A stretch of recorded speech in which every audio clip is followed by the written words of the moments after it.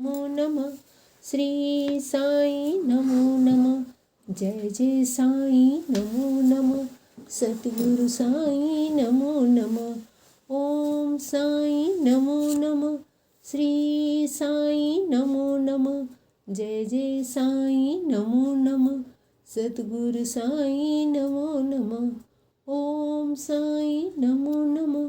श्री साई नमो नमः। जय जय साई नमो नमः। सतगुरु साई नमो नमः। ओम श्री साई नाथाय नमः। ओम श्री साई नाथाय नमः। ओम श्री साई नाथाय नमः। आज मैं बाबा के श्री चरणों में श्री साई सच्चरित्र का 5वां अध्याय पढ़ रही हूँ। अध्याय शुरू करने से पहले मैं बाबा की 11 वचन पढ़ूंगी, फिर वंदना और उसके बाद अध्याय शुरू करूंगी। जो सीढ़ी में आएगा आपद दूर भगाएगा, चढ़े समाधि की सीढ़ी पे, पैर तले दुख की पीढ़ी पे, त्याग शरीर चला जाऊंगा, भक्त है तू दौड़ा आऊंगा, मन में रखना दृढ़ विश्वास, करे समाधि पूरी आस, मुझे सदा जीवित ही जानो, अनुभव करो सत्य पहचानो, मेरी शरणा खाली जाए हो तो कोई मुझे बताए, जैसा भाव रहा जिस जन का वैसा रूप हुआ मेरे मन का, भार तुम्हारा मुझ पर होगा, वचन न मेरा झूठा होगा, असहायता लो भरपूर, जो मांगा वो नहीं है दूर, मुझ में लीन वचन मन काया, उसका ऋण न कभी चुकाया, धन्य धन्य वह भक्त अनन्य, मेरी शरण तज जिसे नाने, अनंत कोटि ब्रह्मांड नायक राजाधिराज योगी राज परब्रह्म श्री सच्चिदानंद सतगुरु श्री साई नाथ महाराज की जय। ओम श्री साई नाथाय नमः। ओम श्री साई नाथाय। वंदना। यह परंपरा रही है कि किसी भी सदग्रंथ को लेखन आरंभ करने से पूर्व मंगलाचरण की वंदना की जाती है। मूल ग्रंथ के रचयिता ने भी ग्रंथ को प्रारंभ करने से पूर्व श्री गणेश, सरस्वती, त्रिदेव, कुल देवता, माता पिता, ऋषि मुनियों का वंदना किया है। मूल ग्रंथ के रचयिता हेमांड पंत का भाव यह था कि श्री गणेश कार्यों को निर्विघ्न संपन्न करते हैं, लेकिन उनके लिए श्री साई ही गणेश है। उनकी दृष्टि में श्री साई सरस्वती से भिन्न नहीं है, क्योंकि उनके माध्यम से अपना जीवन चरित्र उन्होंने स्वयं ही लिखा था। हेमांड पंत का कहना था कि श्री साई ब्रह्मा विष्णु महेश है, क्योंकि गुरु के रूप में वे संसार सागर को पार करने वाले हैं। कोकण वह भूमि है जहाँ हेमांड पंत के कुल देवता श्री नारायण आदिनाथ का प्रादुर्भाव हुआ था। उस भूमि को परशुराम जी ने सागर से निकाला था। बाद में उन्होंने अपने कुल के पुरुषों को नमन किया। हेमांड पंत भारद्वाज गोत्रीय थे, अतः सर्वप्रथम उन्होंने भारद्वाज मुनियों को प्रणाम किया। तत्पश्चात याज्ञवल्क्य, भृगु, नारद, वेदव्यास आदि मुनि को प्रणाम कर ज्ञानदेव, नामदेव, तुकाराम आदि संतों को भी नमन किया है। उसके उपरांत पितामह सदाशिव, पिता रघुनाथ, जो माता उन्हें बचपन में छोड़ गई थी, उनको नमन करने के बाद भरण पोषण करने वाली चाची तथा बड़े भाई को नमन किया है। फिर उन्होंने पाठकों से नमन पूर्वक निवेदन किया है कि वे एकाग्रता पूर्वक होकर कथा अमृत का पान करें।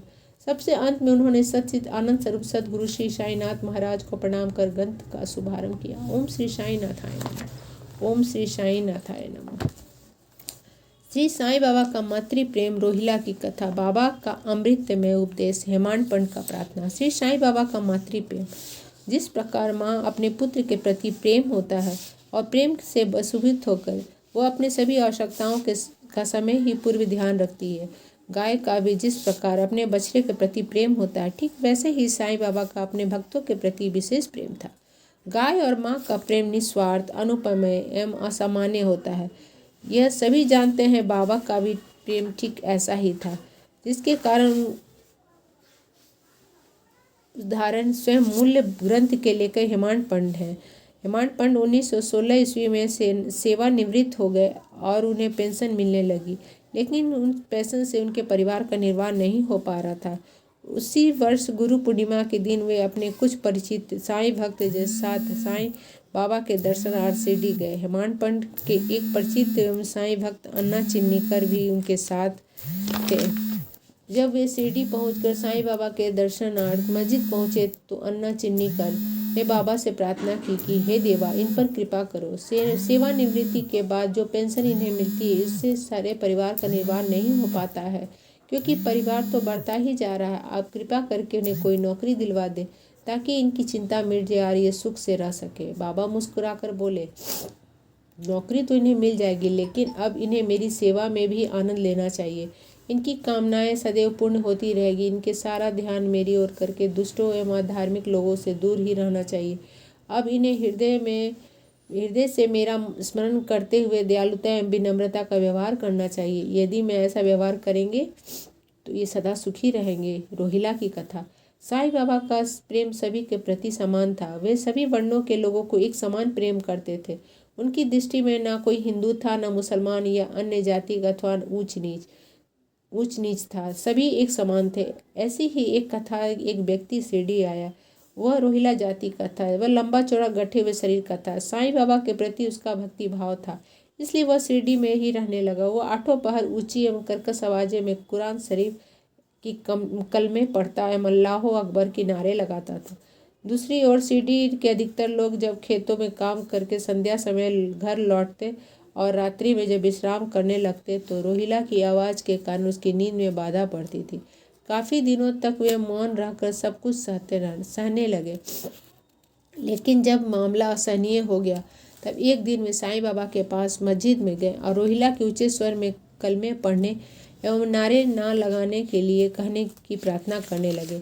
लेकिन साईं बाबा ने उनकी प्रार्थना को नज़रअंदाज कर उन्हीं के आड़े हाथों लेते हुए कहा, वे लोग रोहिला पर क्यों ध्यान देते हैं, अपने काम पर ध्यान दें। फिर बाबा ने उन्हें समझाते हुए कहा कि रोहिला की पत्नी का स्वभाव अच्छा नहीं है।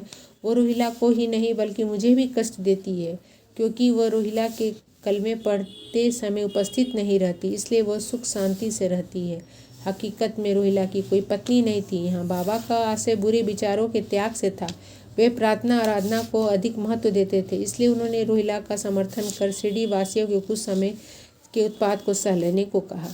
बाबा का अमृतमय उपदेश। एक दिन दोपहर में आरती के बाद जब भक्त अपने अपने घरों को लौट रहे थे तब बाबा ने मधुर वाणी में अमृतमय उपदेश देते हुए इस प्रकार कहा, तुम कहीं भी हो, जो मर्जी ही करो, लेकिन याद रखो कि तुम जो कुछ भी करते हो सब मुझे पता है। मैं भी सब जीवों का स्वामी हूँ और सबके हृदय में वास करता हूँ। संसार के जितने भी जड़ चेतन जीव हैं वे मेरे ही उदर में समाये हुए हैं। समूचे ब्रह्मांड को नियंत्रित एवं संचालित करने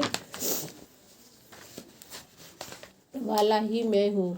मैं ही संसार का उत्पत्ति करता हूँ, मैं ही इसका पालन पोषण करता हूँ और मैं ही संहार करता हूँ। लेकिन जो मेरी भक्ति करते हैं उन्हें कोई भी किसी भी प्रकार की हानि नहीं पहुँचा सकता। जो मेरी भक्ति से विमुख रहते हैं वही माया मकड़ जाल में फंसते जाते हैं। सारे जीव जंतु संसार में दृश्यमान विद्यमान जो कुछ भी है सब मेरा ही प्रतिरूप है। साईं बाबा के ऐसे अनमोल अमृतोपदेश को सुनकर हेमांड पंडित का निर्णय कर लिया कि भविष्य में वे गुरु के अतिरिक्त किसी की भी अन्य मनुष्य की सेवा नहीं करेंगे। बाबा ने उन्हें नौकरी मिल जाने की बात कही थी। वह बात उनके मन मस्तिष्क में बार बार उभरने लगी। उन्हें लगा कि क्या ऐसा हो सकेगा, क्या उन्हें नौकरी मिल सकेगी। अंततः उन्हें नौकरी भी मिल गई। फिर वे स्वतंत्रतापूर्वक एकाग्र भाव से साईं बाबा का जीवन भर सेवा करते रहे। हेमांड पंडित की प्रार्थना। हेमांड पंडित के मूल ग्रंथ में ग्रंथ के पाठककर्ताओं की प्रार्थना की है कि वे आलस, निंद्रा, इंद्रिय आसक्ति, मन की चंचलता को त्याग कर एकाग्र भाव से साईं बाबा की लीलाओं का स्मरण करे तथा भक्त के रहस्य को समझे। व्यर्थ में साधनाओं के लिए श्रम न करें। उन्हें चाहिए कि वे साईं लीलाओं के श्रवण जैसे सुगम उपाय को अपनाएं। ऐसा करने से अज्ञान का नाश होकर मुक्ति का मार्ग खुलेगा। साईं बाबा हृदय में उसी तरह चिंतन करे जिस तरह लोभी व्यक्ति अपने गड़े हुए धन का सतत चिंतन करता। ओम श्री साईं नमो नमः। श्री साईं नमो नमः।